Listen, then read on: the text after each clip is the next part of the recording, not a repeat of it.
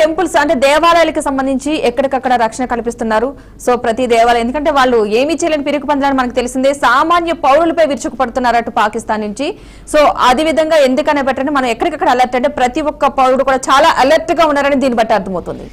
ఇప్పుడు మనం చూస్తున్న విజువల్స్ ఏవైతే ఉన్నాయో దేవాలయాలకు సంబంధించి అక్కడ తనిఖీలో భాగంగా ఎలాంటి తప్పు జరగకుండా ఉండేందుకు అవసరమైన ఏర్పాట్లు చేసిన భారత ఆర్మీకి సంబంధించిన జవాన్లను మనం చూస్తున్నాము. అంతేకాకుండా ఎక్కడ ఏ చిన్నపాటి అలజడి ఉన్నా సరే ఖచ్చితంగా అక్కడ, ఎందుకంటే మనం చూస్తున్నాము అమృత్సర్లో ఉన్న ఈ ఒక విషయం మనం గుర్తు చేయాలి. అమృత్సర్లో ఉన్న గోల్డెన్ టెంపుల్ని కూల్చేస్తామంటూ కొంతమంది మాట్లాడారు. నిన్న ఏవైతే డ్రోన్ అటాక్ చేసే క్రమంలో కూడా అక్కడ గోల్డెన్ టెంపుల్ మీద మేము అంటే వాళ్ళు టార్గెట్ చేసినట్టుగా తెలిసిన వెంటనే సిక్కులు ఇమ్మీడియట్లీ రెస్పాండ్ అయ్యారు దాని మీద. నువ్వు మా గోల్డెన్ టెంపుల్ మా ఏవైతే ఉన్నాయో మా దీని మీద ఎక్కడైనా కానీ మీరు ఒక చిన్న బాంబు వేశారంటే మేమందరం మీ మీదకి వస్తాము అని చెప్పి, అంటే సామాన్య పౌరులు కూడా ఇవాళ భారత్కి సపోర్ట్గా ఉండడానికి సిద్ధంగా ఉన్నాం మేము అనే విధంగా మాట్లాడుతున్నారు. అది ప్రార్థనా మందిరమే అయినా సరే అది మా మీద దాడిగా మేము భావిస్తాము అనే విధంగా మాట్లాడే సిచ్యువేషన్ మనకు కనిపిస్తుంది. సో వెంకట్, ఎప్పుడు భారత్కి అతిపెద్ద థ్రెట్ ఏదైనా ఉంది అంటే అది స్లీపర్ సెల్స్. మనం చూస్తున్నాం స్లీపర్ సెల్స్ని యాక్టివేట్ చేస్తారు. భారత్లో చాలా ప్రాంతాల్లో చెప్పకుండా అక్కడ పేలుళ్లకు పాల్పడే ప్రయత్నం చేస్తూ ఉంటారు. సో ఈసారి ఆ సిచ్యువేషన్ ఉండకూడదు అని చెప్పేసి దాని మీద కూడా టార్గెట్ చేసినట్టు, దాని మీద కూడా ఫోకస్ చేసినట్టుగా భారత్ కనిపిస్తుంది. ఎలా చూస్తారు మీరు?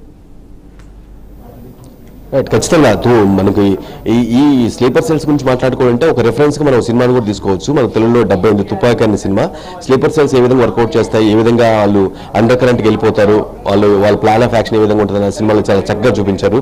వాళ్ళని ఏ విధంగా ఇండియన్ ఆర్మీ ఎదుర్కొంది, హీరో కథానాయకుడు ఏ విధంగా ఎదుర్కొన్న విషయం కూడా చెప్పారు. సో అఫ్ కోర్స్ పాకిస్తాన్ ఉగ్రవాదం పెట్టరేగిపోవడానికి స్లీపర్ సెల్స్ అనేది ఒక బేస్ కానీ భావించాల్సి వస్తుంది. ఉగ్రవాదులు ఏ విధంగా అయితే లోపలికి భూభాగంలో చొరబడిపోయి లేదంటేనేమో సరిహద్దుల్లో ఉండి కనిపించుకున్న వారి వెనక కొంతమంది ఉగ్రవాద నేతలు ఉండి ఎలా చేస్తూ ఉంటారు. ఈ స్లీపర్ సెల్స్ అనే వల్ల అసలు మామూలు మనుషులు అనేవి కలిసిపోయి మన లోపలికి మన జనంలోకి కలిసిపోయి మాకు మామూలు సాధారణ పౌరులాగానే నివసిస్తూ అక్కడ ఆదేశ పౌరులనే పక్క దేశం అయినప్పుడు కూడా ఆదేశ పౌరులను ఉండిపోయి లేదంటే ఇక్కడ ఉన్న వారిని మోటివేట్ చేసేసి మార్చేసుకొని పెద్ద ఉగ్ర కుట్రలకి మార్చేయడానికి లేదంటే బ్లాస్ట్ ప్లాన్ చేయడానికి ఇవన్నీ కూడా చాలా చేస్తున్న పరిస్థితి. స్లీపర్ సెల్స్ యొక్క కాన్సెప్ట్ అది. ఎక్స్క్లూజివ్ వీడియో దొరికింది. భుజ్ ఏదైతే భారత్ లో ఉన్న భుజ్ మీద దాడి చేయడానికి వచ్చిన పాకిస్తాన్ ఫైటర్ జెట్లు ఏవైతే ఉన్నాయో వాటిని ఎలా కూల్చివేసింది భారత వ్యవస్థ, రక్షణ వ్యవస్థ అని చూపించడానికి దిస్ ఈస్ ద ఎగ్జాంపుల్. మనం ఫస్ట్ ఫ్రేమ్ లో మనం చూస్తాము 2 హెలికాప్టర్లు, అవి ఫైరింగ్ చేసుకుంటూ భారత్ మీదకి వస్తాయి. భారత్ మీదకి వచ్చిన తర్వాత ఒక్కసారి మనం మిసైల్ అటాక్ అయిన తర్వాత ఏం జరుగుతుందండి? బూడిది. అదిగోండి, క్షణాల్లోనే వాళ్ళు బాంబులు వేసి ఆ బాంబులు భూమికి చేరే లోపే మన మిసైల్స్ వాటిని మట్టు పెట్టడం అన్నది మన విజువల్స్లో చాలా క్లియర్గా కనిపిస్తుంది. అందులో 4 పోలీసు ఏదైతే ఎయిర్ ఫోర్స్ పర్సన్స్ ఉన్నారో వాళ్ళు కూడా చనిపోయారు. 2 హెలికాప్టర్లు కూలిపోయినాయి. అంటే భారత్ ఈ వ్యవస్థని ఎంత పర్ఫెక్ట్గా ఇవాళ యూజ్ చేస్తోంది. నిజంగానే పాకిస్తాన్ ఇంత పిచ్చిగా ఇంత అడ్వాన్స్ టెక్నాలజీ వాడుతున్నప్పుడు ఇంకా పాతకాలపు సినిమా డైలాగులు లాగానే వీళ్ళు ఇంకా మేము వచ్చేస్తాం మీ దగ్గరికి ఏదో చేసేస్తాము అని చెబితే వర్కౌట్ అవుతుందో లేదో అర్థం కావట్లేదు. ఇది వర్కౌట్ అవ్వట్లేదు అన్నది క్లియర్గా ప్రతి నిమిషము కనిపిస్తోంది. ఓవైపు బాంబు దాడులు చేసి జైసల్మేర్ మీద బాంబులు వేస్తే ఆ బాంబులు పేలట్లేదు.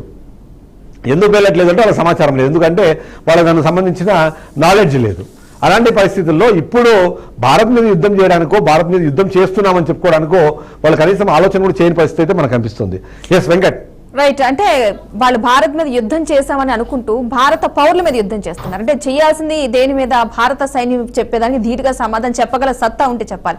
కానీ అలా కాకుండా సామాన్య పౌరులు, వాళ్ళు ఏమీ తెలియని ఒక అమాయకమైన పౌరుల మీద అంటే వాళ్ళ ప్రతాపం అంతవరకే అర్థం. అంటే మనను ఎదురుగానే శక్తి పాక్ లేదని మరొకసారి రుజువవుతుంది.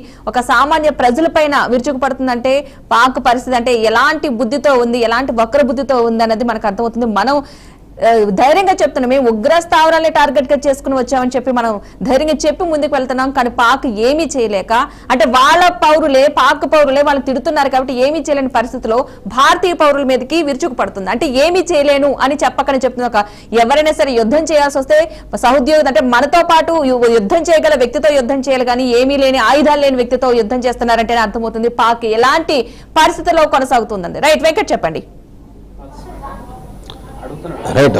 J-17 కావచ్చు, లేదంటే F-16 కావచ్చు, ఇవన్నీ కూడా మనం కూల్చివేసాం. అంటే పాకిస్తాన్ చెందినటువంటి J-17 2, F-16 1 కూడా మనం నిన్న నైట్ కూల్చివేయడం జరిగింది. మనకున్నటువంటి ఎయిర్ డిఫెన్స్ సిస్టమ్ ద్వారా, అది S-400 కావచ్చు, ఆకాశ్ ఎయిర్ డిఫెన్స్ సిస్టమ్ కావచ్చు, ఇప్పుడు మనకున్నటువంటి వాటిని ఉపయోగించుకొని వాటిని అన్ని కూడా ధ్వంసం చేసాం.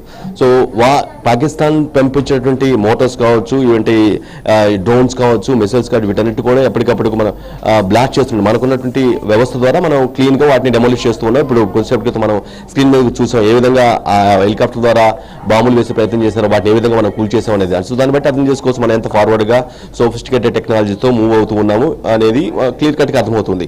కేవలం పాకిస్తాన్ చెక్ పోస్ట్, సరిహద్దు పోస్టులో ఉన్నటువంటి, సరిహద్దు రాష్ట్రంలో ఉన్నటువంటి ఆర్మీ పోస్టులు మినహాయించి, అది ఎందుకంటే అది దశాబ్దాలుగా వాళ్ళకి అలవాటు అయిపోయింది. అది టైం చూసుకొని, లేదంటే కొంత అప్రమత్తం